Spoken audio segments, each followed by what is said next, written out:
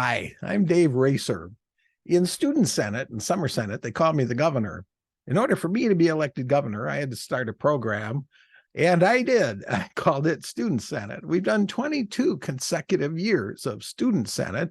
That's a program in the winter spring semester. And we've done 5 years straight now of Summer Senate. That's what I'm going to talk to you about today. The Senate is a legislative experience that tries to mock or simulate what it's like to be in the state Senate. And it's quite an experience for these young people, most of whom are in grades 9 through 12. There are some college level and young career students in this year's Summer Senate. And in fact, there's one who's about to go on the mission field who's been around my program for many, many years. And so Summer Senate, they meet Monday through Friday. It was July 10 through 14 this year. And they experience something that you just can't get anywhere else. And that's the story that I want to share with you on this video. And so let us proceed if we may. Summer Senate 2023 was July 10th through July 14th. And I want to welcome you to Summer Senate. This is the way our room looked before anybody came in, except those of us who set it up.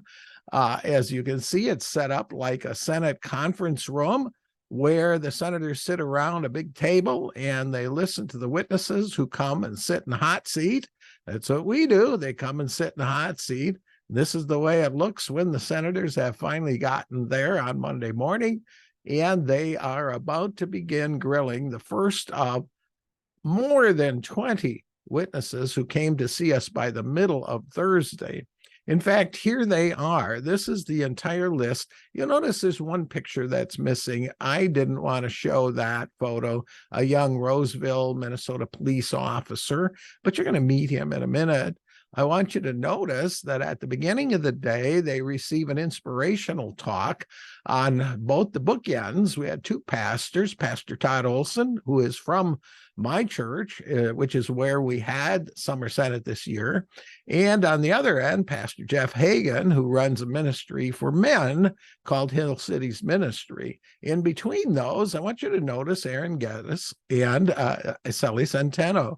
They are former student senators, former student senate leaders of mine who have come back to provide some inspirational words for those who've come after them. And that thrills me to see my students come back and come back and come back and want to share with others. And in the middle, State Senator Zach Duckworth, a man I just met this year, a new senator who came and was able to explain to the senators why their engagement in this process is so important and encourage them along their way.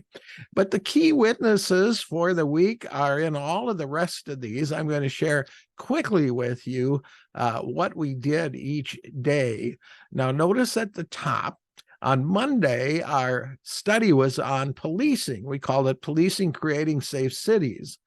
On Tuesday, it started with media and then small business and business regulation, and ended with a Supreme Court justice from Minnesota who talked to us about how to interpret law. On Wednesday, we started with, it was all education, and I'll explain that in a little bit more detail. And Thursday, we have a mixture. You'll notice there's 6 witnesses. They all appeared between 9 and noon. One right after another, boom, boom, boom, boom, boom, just like it is in the Senate. And after that experience, then we write our Senate bills for the Summer Senate session. On Saturday, we had a visit by video from Representative Tom Emmer, the congressional whip in the Republican caucus, and a visit from State Senator Glenn Gruenhagen. Let me go through that just a little bit. I'll show you a little more detail about Monday, and then you can imagine as we go through the other days how this was staged. So each day a witness would come, and Monday there happened to be 5 of them, starting with Dave Titus, a nearly 30-year veteran police officer who also runs the Minnesota Peace and Police Officers Association. And then the chief of police from Bloomington, Minnesota, Booker T. Hodges, followed by Jonah Figueredo, who is a young police officer from Roseville I mentioned earlier. Jonah is in his third year of policing, and it's been interesting to see his transition from a first-year rookie cop to now not a hardened veteran, but on his way.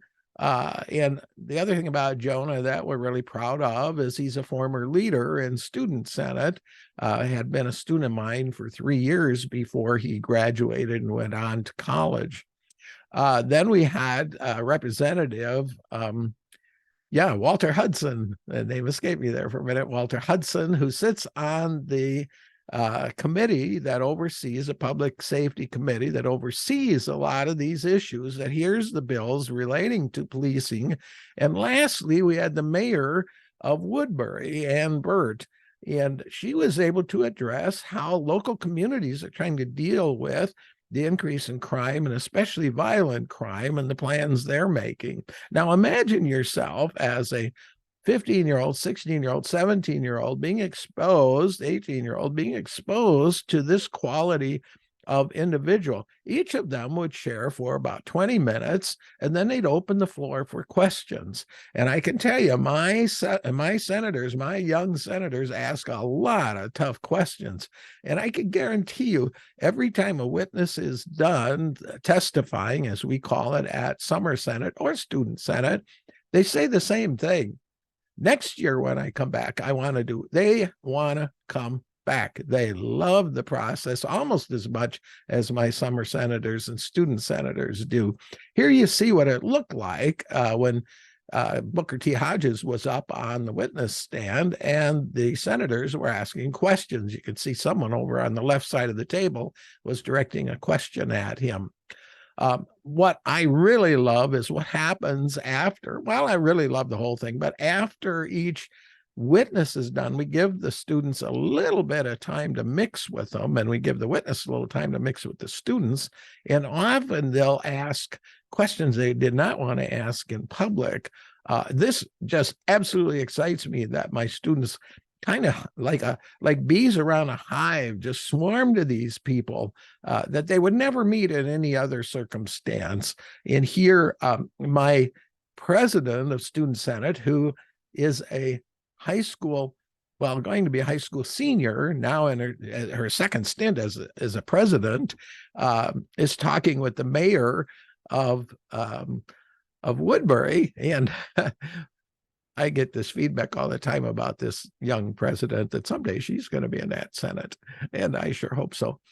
Anyway, this is terrific. This is what happens every day. So let's skip to Tuesday. I'll go through it quickly. We started with Liz Collin, who is a reporter for Alpha News, had been with WCCO TV.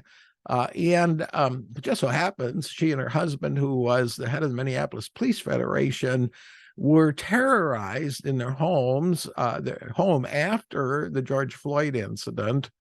And it caused Liz to be blacklisted, or at least they didn't renew her contract. She was quite high up on the media chain at WCCO and had been involved as a professional journalist for many, many years. And so when she left, she joined Alpha News, and now she does Reports Without Fear. She gave us the lowdown, the inside, if you will, on what happens with reporters who are stifled, who are told they can't cover something, or are told to cover something that they don't believe has merit, and how that would have changed possibly the whole outcome of the George Floyd trial.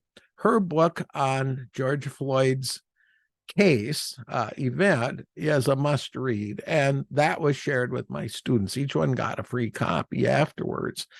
Jim Schultz, John Reynolds, Peter Rekstad, and Phil Krinke all have in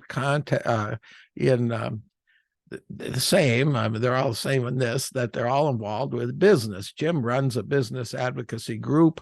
John Reynolds runs a small business advocacy group, National Federation of Independent Business. Peter Rekstad owns a finance advisory company and has 10 employees himself. And Phil Krinke has been in the heating air conditioning business for 40 plus years. And they all shared what it was like to be in small business. And each of these witnesses was asked to present something as if they were in front of a Senate and ask for something from the senators.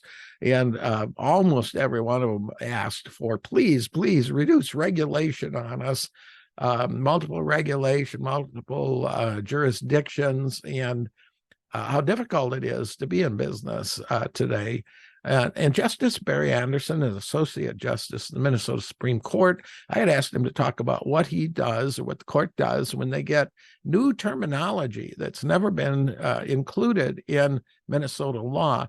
This happened frequently in the 2023 legislative session when the Democrat Farmer Labor members were obsessed with cultural issues and created many carve-outs for groups based on identifications that do not appear anywhere in our statutory language. And so we had asked him to talk about that. On Wednesday, we moved to education reform. Each one of these, Sheila Qualls, who had done she is also from Alpha News and had done a special called, I forgot it, Trapped: Chaos in the Classroom, a 5-part series on what's going on in public education today. We had 2 public school teachers, both high school teachers, Colonel Dwight Dorough and Chris Anderson, who came and talked about their experience in the classroom right now and the things that they're concerned about. Dr. Scott Gostwalchuk is a consultant to charter schools and also operates a charter school, inner city charter school in St. Paul. And he testified about what it took to have a successful school. And then, of course, all of them, Christine Troyan, who runs a parents' rights group in the state of Minnesota, is very, very concerned about what's going on in education and how parents are getting shut out. And then Senator Jim Abler, State Senator Jim Abler, I believe he's got 24 years or something like that now in the legislature, and he sits on the education committee. Jim is a frequent friend of our group. In fact, is a senior advisor to my Student Senate program. And so each of them were advised to do a 20-minute talk about their own situation and then ask for questions from the senators. And boy, they got pelted. And then it's Thursday. Now, Thursday, we go only till noon with our witnesses. So we cut them to 10 minutes apiece in 10 minutes of questioning. And now you think about this. These young people have been in Summer Senate all week.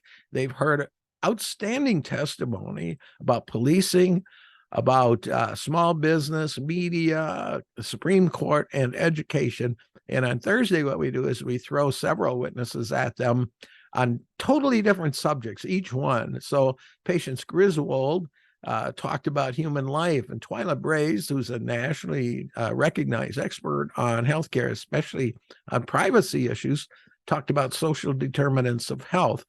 Now, Elijah Fisher filled in for one of our witnesses who actually was coming up seriously from Texas to testify about the new cannabis laws and urging us to be careful. And he fell ill to COVID. And Elijah is one of my summer senators, actually student senator and summer senator, and asked if he could fill in. And he did. He did a thing on the Alcohol, Tobacco, and Firearms Bureau. Then we gave Matt Audette, who is a member of the Anoka-Hennepin County School Board, 2 sessions because he couldn't come on Wednesday, and we really wanted to hear from a school board member. That was really eye-opening when we had to place that over against what we had learned the day before. Then Dr. Scott Jensen, who was the 2022 candidate for governor for the state of Minnesota for the Republicans, is a physician and has been for many years, a veteran physician. And he talked about the need to elevate skepticism and to guard against censorship and other things like that he experienced while he was running for office and in his practice. The students just loved him. And then Mike Vekich, this was kind of fun. It was a good way to end that whole series of witnesses. Mike runs the Minnesota Sports Facility Commission. He is a veteran of business and turning around business. He's a great guy. And Mike came and he says, well, Governor, you asked me to have an ask for your senators, a legislative ask. So I'm going to ask them for $350 million and for the Sports Facilities Commission. And he did this masterful job of explaining the value of U.S. Bank Stadium. And I'm not here to sell you on that idea. I'm telling you how he sold it to the senators.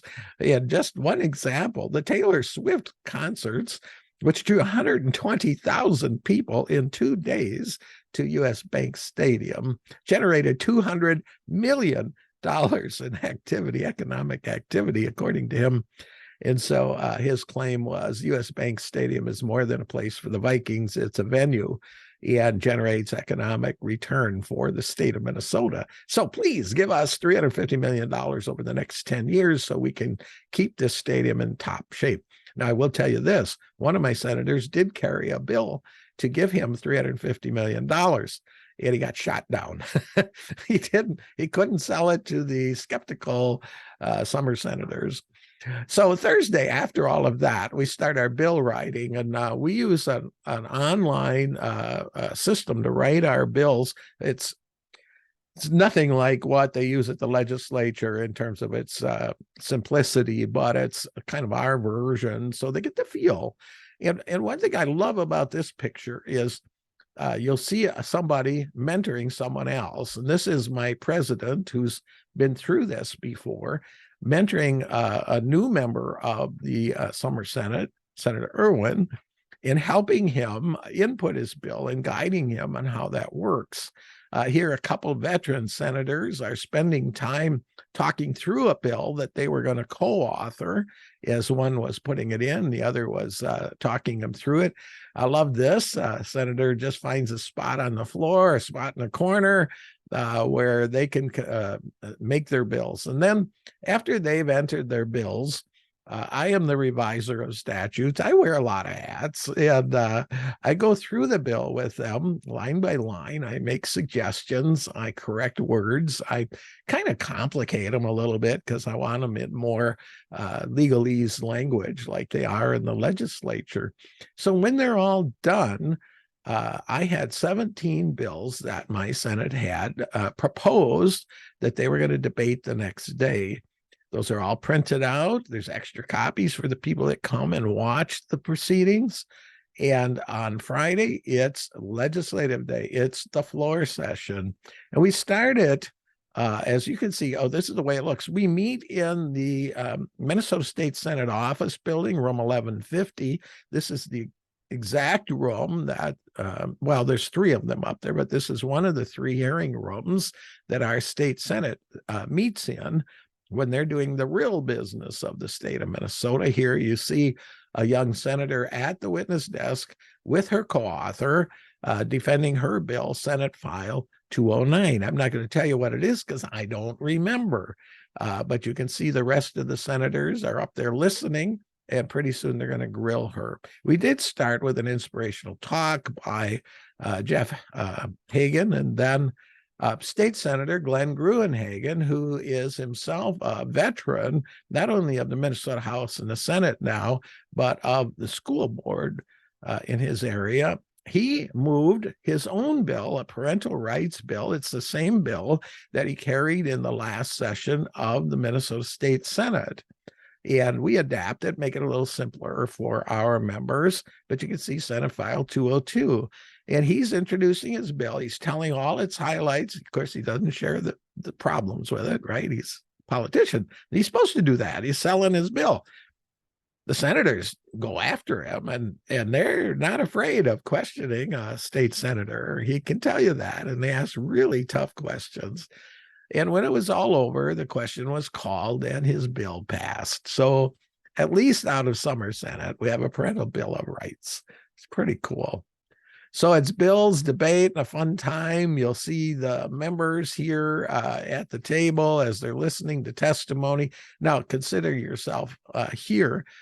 This is a young senator. I believe he is in 10th grade. He's been with me for a while now, going up and introducing Senate File 211, his bill that he authored presenting his bill to the members and defending it. How many of you could do that if you're adults listening to this? And this senator who was new to us this year doing the same, and this one who has been with us a couple of years, she actually was Secretary of Senate this year. This young senator and her older mentor, who has been in, Student Senate many years ago and is about to go to the mission field, but he wanted to join us this year as an alumni because we do allow that. And so another young senator presenting her bill to the Senate, trying hard to get it passed. You'll notice the leadership table is listening carefully, guiding and guarding the conversation. The president here, which I'll highlight in a minute, has the responsibility to literally run the whole week. More senators giving their bills as they are required to do. Here's our senator. I'm going to name her Lane Anderson, our president, excuse me. She was president of Student Senate in the spring and Summer Senate in the summer. And I'm highlighting the president for one specific reason, to remind me to tell you that Student Senate and Summer Senate are student-run organizations. Now, Student Senate in the spring, winter spring, is 15 weeks long, and I give my leaders a lot of power to determine the direction. They have rules to go by, but I give them a lot of power, and I commiserate with the president constantly. This year, President Anderson and I were probably on the phone at least once or twice a week, and by email constantly. I inundated her with emails, letting her make decisions. Summer Senate, I guided a little more because it's so compact, condensed, but she runs the show, and it's awesome. She did a great job. And last bill on the docket, Senate File 203, I won't tell you the subject, but we allowed them, after this intense experience all week, to have a little fun. And they introduced a bill that was, not the most serious thing you could ever imagine, but there were actually 6 co-authors on it. 5 of them came up to the table, and you could tell they're smiling. They're having a lot of fun with this as they're taking questions. I think their bill passed. I don't remember. I think the president was going to veto it. I don't know if she did, but that was the end of the week there. Now, I wanted to share with this with you. Congressman Tom, or Representative Tom Emmer, had sent a greeting to my senators, and unfortunately, the volume on it was so low I couldn't reproduce it here. And so I wanted to highlight for you a second the things that he said that I thought were particularly meaningful and important to my senators. And first of all, this is kind of the way you said it, one of the rare opportunities where young people can learn about the power of civic engagement. And he said, everyday Americans can make a difference. Now think of that in the context of our sometimes discouraging politics and culture right now. And here is this man who's been around a long time, has a lot of heft and power in the Congress, making these statements. Each one will have to step up, he says. And then he finished it with this, which I guess I'm quite proud of, but he says, it may not have felt like you were in a classroom this week, but you were receiving a top-of-the-line civics education, because that's what Summer Senate is about. Thank you, Congressman Emmer.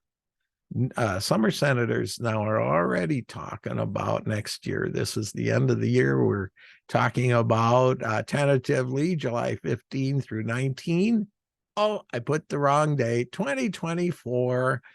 I am known as the king of typos. That's sort of a critical one. July 15 through 19, 2024. I'll bail myself out right here. Summer Senate 2024 is scheduled now for July 15th through July 19th. If you are or know of a person who is in grades 9 through 12, for Summer Senate, they don't have to have any previous experience. We get them caught up pretty quickly. If you're a young college student or you're an alumni of Student Senate or Summer Senate, you should mark your calendar now for July 15 through July 19, 2024. I wanted to just share those things with you. I hope you can tell I'm quite pumped about this. I've been doing it a long time and I absolutely love it. These are some of the best people you'll ever meet. And those who came, and I have to thank them all. There's a lot of people to thank. I'll make it quick. The witnesses that came, extraordinary. Thank you for what you've done. The students are the most extraordinary, and the parents in some cases who paid their way, and the sponsors. Yes, we do have financial support to make sure this can get done, and we do some scholarships as well. And so I just thank everybody who was involved in this. And last but certainly not least, my wife. Why this year did I say that? Because I wasn't allowed to drive. I had a little medical issue and she had to bring me every day. So thank you, dear. It's been a wonderful time. Thank you, everyone. I hope you enjoy this video, and contact me at Dave Racer.